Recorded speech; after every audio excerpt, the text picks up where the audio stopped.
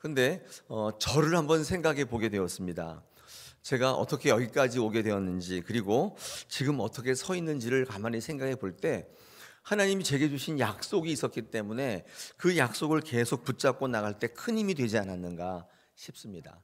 여러분도 지금 상황이 힘들고 현실이 어렵지만은 여러분 버틸 수 있는 힘은 여러분의 의지와 투지가 아닙니다. 그것 가지고는 할 수가 없어요. 지금은 서 있는 것은 그럴만 하기 때문이에요. 근데 이거보다 훨씬 더 어려울 때는 우리의 힘으로는 못 섭니다. 오늘 이 시간에 우리가 훈련하고 연습하고 하나님의 약속을 기억하는 게 어쩌면 큰 신앙일 겁니다. 그래서 한 주간 동안에 하나님께서 우리에게 주신 약속들, 성경의 약속 다발인데 어떤 약속이 있었는지, 그리고 우리가 어떤 그 약속 위에 서 있는지를 확인하고 믿음으로 결단하는 귀한 시간을 갖겠습니다. 하반기의 삶에도 승리케 하실 줄로 믿습니다.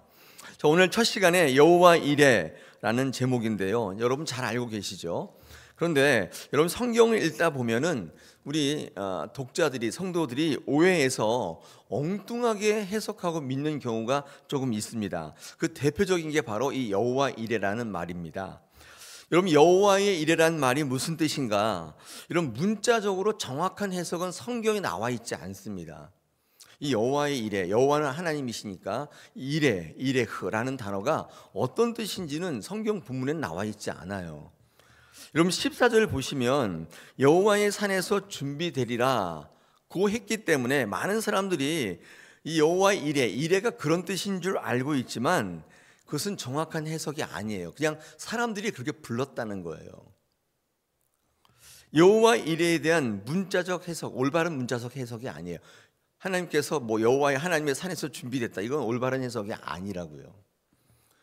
여호와의 이레라고 할 때 이레라는 말은 히브리어로 라하라는 게 부정어인데요, 라하라는 말에서 파생된 단어로서 본다는 뜻입니다. 본다. 그러니까 문자 그대로 해석해 보면 여호와께서 보고 계신다, 이 뜻이 여호와 이레예요. 성경 어디에도 그건 나와 있지 않아요. 이게 정확한 문자적 해석이죠. 14절 보시면 그렇게 되어 있잖아요. 아브라함이 그 땅 이름을 여호와 이레라 하였으므로 오늘날까지 사람들이 이르기를 여호와의 산에서 준비되리라 하더라. 사람들이 그걸 보고, 아브라함을 보고, 야, 여호와의 산에서 준비가 되었구나, 이렇게 얘기하는 것 뿐이지 여호와 이레의 정확한 문자적 해석은 준비한다는 뜻이 아니에요. 보신다의 뜻이에요. 여러분, 그러면 하나님께서 보신다고 하나님이 준비하신다는 것이 어느 정도 삶의 자리에서 연관성이 있잖아요. 어떤 걸 봤기 때문에 사람들이 여호와가 준비하신다 이렇게 얘기했던 거 아니에요?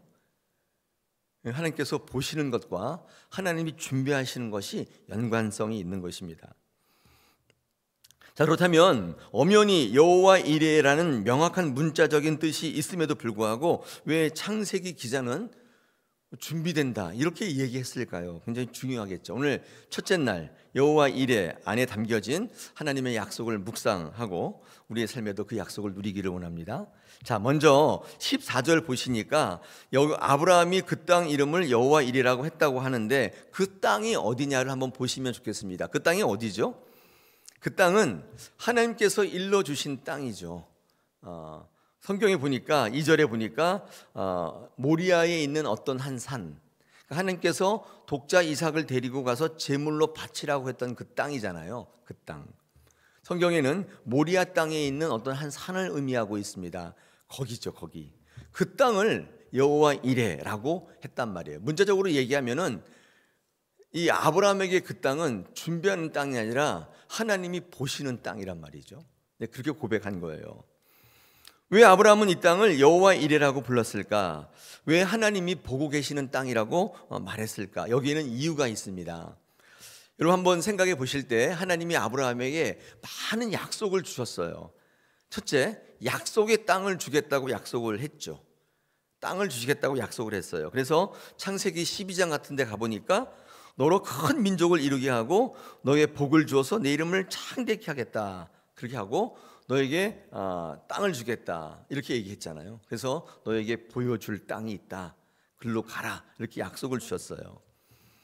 두 번째는요, 너의 후손을 무별같이 셀 수 없이 많이 주겠다, 이런 약속을 했죠. 창세기 15장 5절에 보니까 아브라함을 밖으로 이끌고 나가서 이르시되 하늘을 우러러 무별들을 셀 수 있나 보라, 이렇게 한번 쭉 보여주신 다음에 또 그에게 이르시되 내 자손이 이와 같이 될 것이다, 이 약속을 주셨다고요. 땅을 주시고 수많은 자손을 주시겠다. 그리고 또 하나 약속을 했는데 너로 많은 민족의 아버지로 세우겠다. 그래서 아브라함을 아브라함으로 이름도 바꿔주셨어요. 창세기 17장 5절에 보니까 이제 후로는 내 이름을 아브라함이라 하지 아니하고 아브라함이라 하라 하리니 이는 내가 너를 여러 민족의 아버지가 되게 할 것이다, 이 약속을 또 주셨다고요. 제가 이제 읽어보면 대표적인 약속이 세 가지를 꼽을 수 있는데 계속 약속을 주셨어요. 약속을 계속 주셨어요. 여러분, 그런데 성경을 주의 깊게 읽어보시면 아시는데 이 약속의 땅을 주시겠다고 해서 갔단 말이에요. 이 약속의 땅이라고 해서 들어가 보니까 이 약속의 땅을 주시겠다고 해서 아버지도 버리고 고향도 버리고 이 천신만고 끝에 가나안 땅에 들어가 봤는데 이 아브라함이 생각했던 그런 땅이 아니었어요. 이미 터를 잡고 살고 있는 블레셋 백성들이 있었고 족속들이, 이방 민족들이 있었고 그들의 방해 때문에 매일 싸워야 했어요. 뭐 행복한 삶은 고사하고 고생만 진탕했다고요. 어디 그뿐입니까? 뭐 하늘에 무별같이 후손을 주시겠다고 했는데 무별은 고사하고 자식 한 명 없었단 말이에요. 많은 민족의 아버지로 세운다고 해서 이름까지 바꿔주시더니만 그의 삶에는 아무런 변화도 아무런 조짐도 없었어요. 그 어떠한 그렇다 할 아무것도 없었어요. 한번 보십시오. 매일 싸워야 하는 현실, 그리고 불투명한 미래, 자식은 한 명도 없고 자기와 아내 사라는 계속 나이 들어가고 희망은 없어지고 시간은 없어 보이고. 여러분, 아브라함을 더 힘들게 했던 건 뭔지 아세요? 늘 약속만 늘어놓는 하나님이 점점 부담스러워지는 거예요. 이게 지금 아브라함이 겪고 있는 현실이었어요. 여러분, 만약 상황이 이렇다면 여러분 같으면 어떻게 할 것 같은가? 오늘 제가 설교를 적으면서 제게 물어봤어요. 너 같으면 어떻게 하겠느냐? 여러분, 이렇게 상황이 이렇다면 이 반응이 대표적으로 양극단으로 벌어질 수 있는데 하나는 이런 거죠. 나는 그래도 끝까지 하나님을 신뢰하겠다, 이런 분이 여기 계실 거 아니에요? 근데 또 한 양극단은 난 이제 이런 신앙 이제 그만하겠다, 이런 거 이제 그만하고 싶다. 신앙을 떠나고 하나님을 떠나고 구체적으로는 뭐 교회를 떠나고 이렇게 할 수 있겠죠. 양극단의 모습이 있을 수 있죠. 근데 저는요, 이런 생각도 들어요. 아주 안 좋은 경우인데 양극단 가운데 나 이런 신앙을 그만두겠다고 교회를 떠나는 것보다 더 안 좋은 케이스가 뭐냐면 나는 이런 하나님을 더 이상 믿을 수 없기 때문에 내 나름대로 방법을 찾겠다. 그런데 그렇다고 하나님을 버리는 건 아니에요. 신앙생활을 그만두는 것도 아니에요. 교회를 안 다니는 것도 아니에요. 그것은 그것대로 유지하면서 혹시 모르니까. 그런데 나는 내 나름대로 살겠다. 이 신앙생활 중에서 가장 경계하는 모습이에요. 하나님이 제일 싫어하는 거예요. 차라리 떠나서 잃어버린 탕자가 되면 하나님께서 구원해 주시고 부르시는 역사라도 있는데 이런 결단이 있잖아요. 나는 그렇다고 갈 수는 없지만 교회 안에 있지만 난 하나님을 신앙하지는 않겠다. 난 나를 믿겠다. 내 나름대로 살겠다. 여러분, 혹시 하나님의 약속을 붙들고 이 하반기를 승리하겠다고 생각하시는 분 가운데 이 아브라함의 케이스, 내 케이스로 한번 묵상해 볼 때 난 어떻게 할 것인가, 요 세 번째 삶을 살고 계시다면 오늘 이 예배를 통해서 돌아서십시오. 두 가지 중에 한 가지 하셔야 돼요. 저는 여러분에게 나는 끝까지 하나님을 신뢰하겠다, 이걸 추천드립니다. 제가 이유를 이제 말씀드리겠습니다. 그 이유를 말씀드리기 전에 여러분, 우리는 그런 신앙을 지향했으면 좋겠어요. 내 나름대로 하겠다. 그런데 교회를 떠나지는 않겠다. 난 이 안에서 내 나름대로 하겠다.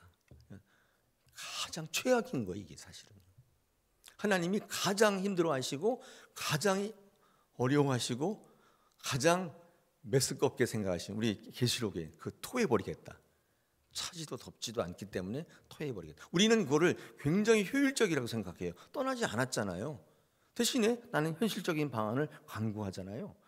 되게 좋잖아요. 이렇게 생각하시는 분이 있을 텐데 전혀 아니에요. 아주 최악인 경우 이게. 아브라함은 매일 싸워야 되는 현실. 약속 있는데 한 명도 주지 않아요. 뭐 이름도 다 바꿔줘 놓고는 열국의 아버지 같은 뭐 그런 거는 조짐도 보이지도 않고. 도대체 어떻게 하라는 거냐. 그런데 말씀만 하시면 계속 약속을 운운하시는 이 말씀만 늘어놓는 하나님이 너무 부담스러워지는 거죠. 여러분 혹시 그런 상태 아니에요? 여러분 중요한 거는 하나님은 약속을 절대 저버리시는 분이 아닌 것입니다. 할렐루야. 믿으시기를 축복합니다. 반드시 약속을 이루세요. 헛소리를 안 하신다 그 말이에요. 옛날 개역 한글 버전에는요 시건치 않으시다. 여러분 시건이라는 게 뭐냐면 찬말이에요. 찬말. 그러니까 헛소리 안 하신다 그 말이에요.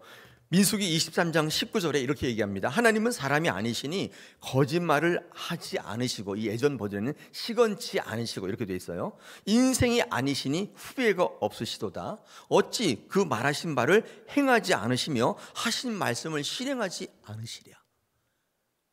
하나님은 이런 분이에요.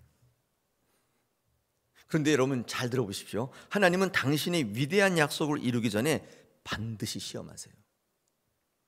그냥 주시는 법이 없어요. 하나님이 우리를 시험하는 두 가지 이유가 있는데, 첫째, 복을 받을 만한지 테스트예요. 두 번째가 굉장히 중요한데, 복을 받기에 합당하도록 다듬으세요. 그러니까 에듀케이션이 있어요. 교육해요. 우리가 하나님의 약속을 붙잡고 누리기 위해서 반드시 알아야 될 거예요. 하나님은 절대로 그냥 주시지 않아요. 테스트예요. 오늘 1절 말씀 보십시오. 거기 뭐라고 되어 있냐면, 그 일 후에 하나님이 아브라함을 시험하시려고.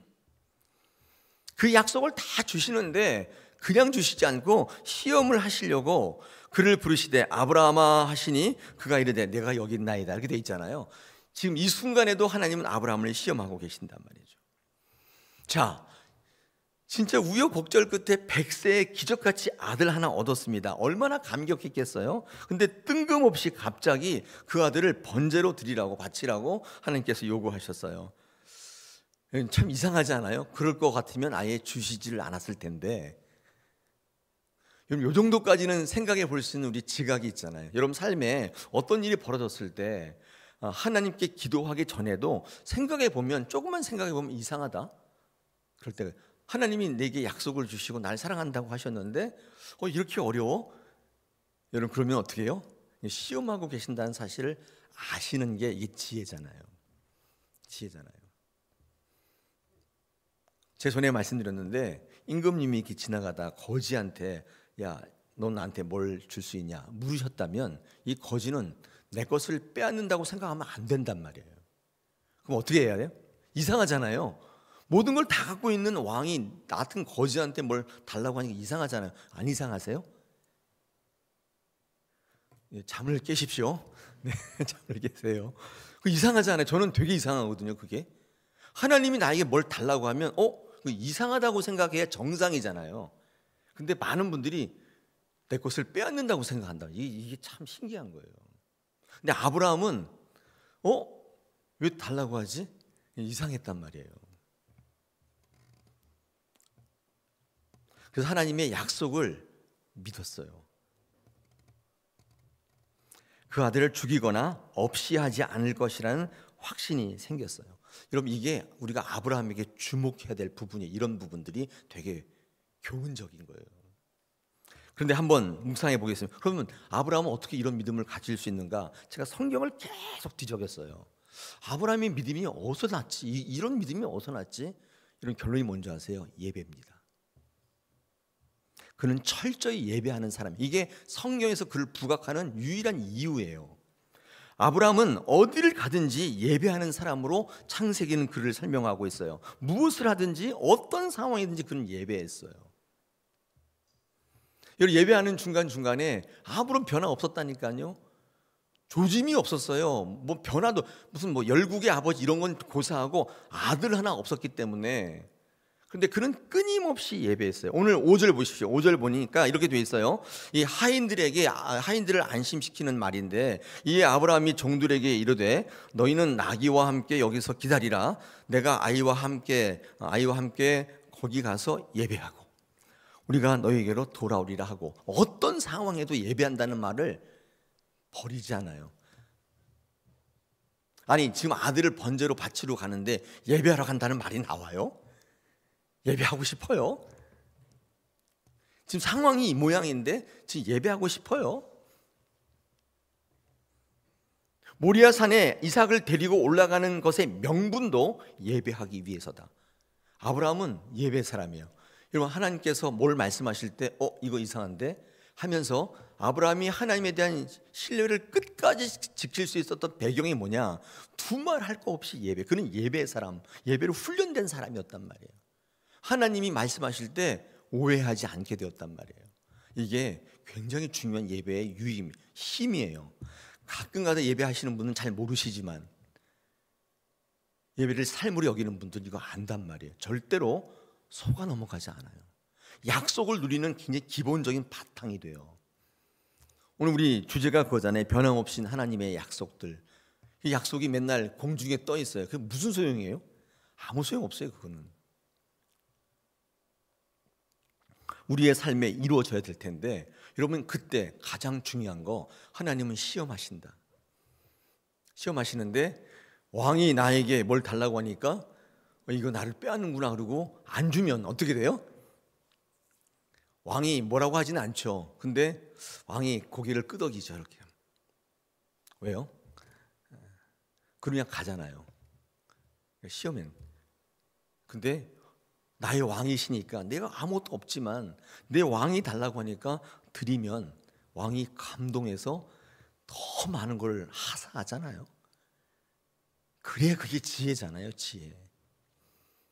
하나님이 여러분에게 뭘 달라고 하고 요구하고 헌신하라고 하고 약속을 주시는데 약속은 하나도 안 이루어지는 것 같고 내 주변에는 조짐도 없고 변화도 없다면, 여러분, 그때 하나님을 붙드시는 게 아이러니하지만 큰 방법입니다. 우리가 아브라함을 읽으면서 우리가 반드시 아셔야 될 거예요. 이게,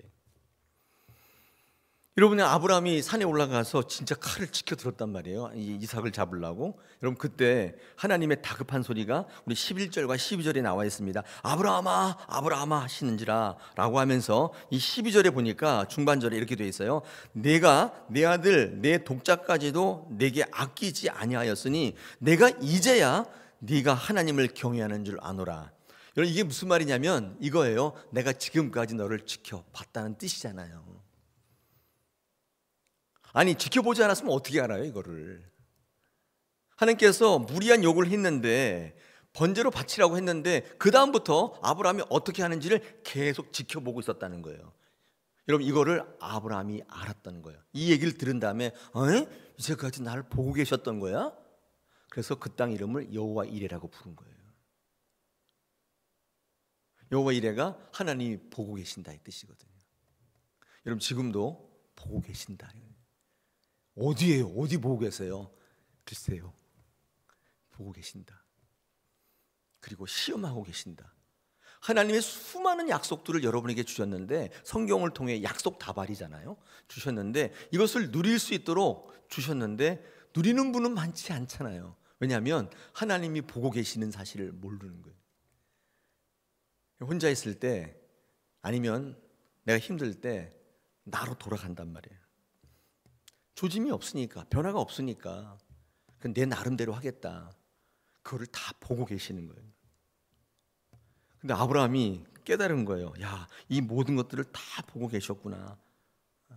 아니, 네가 이제야 네가 하나님을 경외하는 줄 아노라. 어떻게 알아요? 그거를 다 보고 계신 거예요. 어떻게 하는지. 사랑하는 여러분, 지금도 하나님은 우리를 눈동자같이 보고 계세요. 할렐루야. 진짜입니다. 우리가 그 신앙을 하고 있잖아요. 살아계신 하나님을 믿고 있잖아요. 근데 아무런 변화가 없다고, 그렇죠?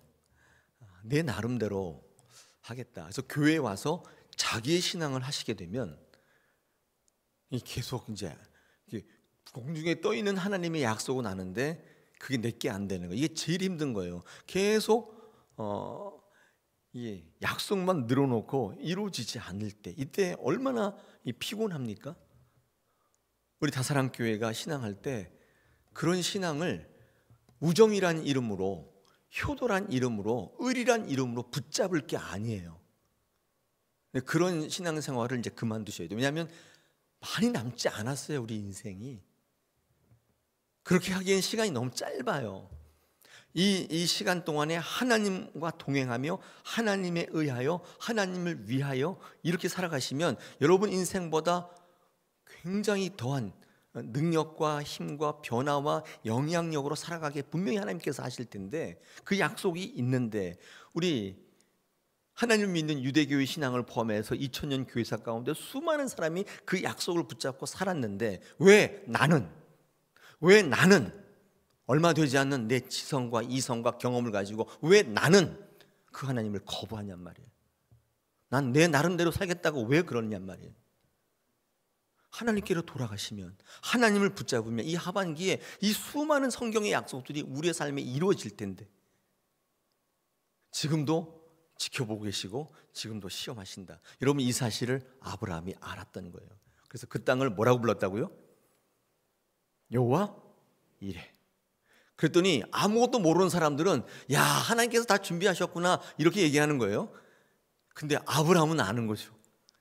이게 어떻게 준비되었는지, 내가 그 약속을 어떻게 누리는지 아브라함은 알았다는 거예요. 오늘날까지 많은 사람들이 여호와의 산에 준비되었다, 하나님께서 재물을 따로 준비하셨다, 내가 쓸 것을 다 준비하셨다, 야 너무 끝내주는데, 그렇게 얘기했지만 아브라함은 아는 거예요. 사랑하는 여러분, 이제 하반기 시작되었는데 늘 우리가 새벽 기도할 때마다 드리는 얘기지만 시간의 흐름이 뭐가 이렇게 중요하겠습니까? 그런데 우리가 이 기점을 통해서 뭔가를 묵상하고 새롭게 결단한다면 여러분, 이 시간은 새로운 시간이 될 겁니다. 여러분에게 인생에 새로운 의미를 줄 수 있습니다. 그리고 우리는 획기적인 전기를 마련할 수 있어요. 누구로 하여금? 하나님으로 인하여. 저는 2025년도 하반기의 삶이 하나님으로 인하여, 성령으로 인하여 우리 교회가 이끌리고 주시는 복을 누리고 약속을 누리는 귀한 교회 되시기를 축복합니다. 할렐루야.